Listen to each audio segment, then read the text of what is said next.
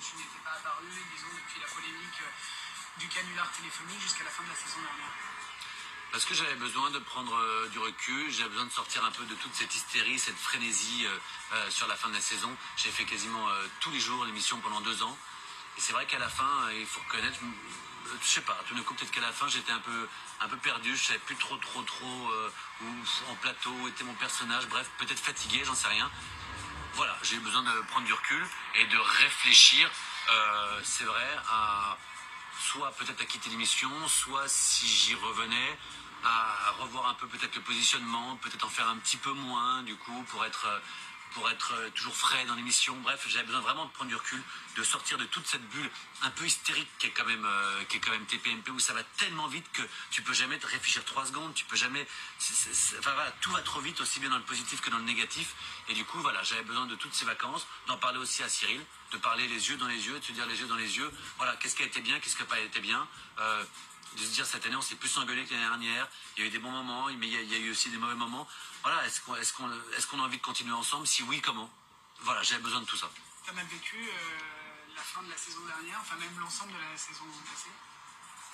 J'ai pas mal vu, non, la saison passée, il y a eu des choses formidables, mais c'est vrai que je l'ai un peu moins préféré à la première, où la première, il y avait à mon sens un tout petit peu peut-être plus d'humain dans l'émission. J'en ai parlé de ça à Cyril, je crois qu'il l'a reconnu aussi. On avait fait Vegas, on faisait plein de choses avec toute la bande. Là, la deuxième saison, j'ai eu l'impression que tout était un peu plus industriel. Le plateau était plus grand. Il n'y a pas eu ce grand voyage à Vegas. Il y a eu la caméra cachée qui m'a beaucoup déstabilisé, qui n'était pas une mauvaise volonté de leur part, mais qui a été une maladresse qui, moi, m'a fait mal. Il y a eu la dernière polémique sur l'homophobie. Là encore, Cyril s'est excusé. C'était pas de la méchanceté, mais bref, la polémique a eu lieu.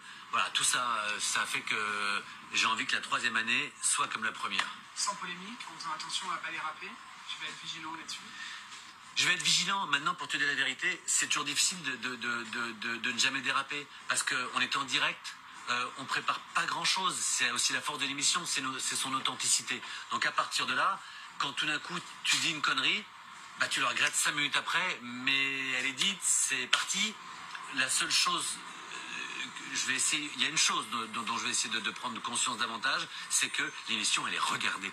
Et c'est vrai qu'on est tellement parfois entre nous, on est tellement dans cette petite bulle de succès qu'on a tendance à oublier complètement qu'il y a des gens autour, qu'il y a un monde autour, qu'il y a des mômes qui sont dans la cour de récréation et qui peuvent refaire les mêmes conneries que nous, sauf qu'ils n'ont pas 40 et 50 ans, mais ils en ont 15. Il faut qu'on arrive, à mon avis, peut-être à percer cette bulle pour retrouver ce qui était moi en tout cas, l'essence de ce que j'avais ressenti de l'émission, c'est-à-dire cette proximité du public. Let it go.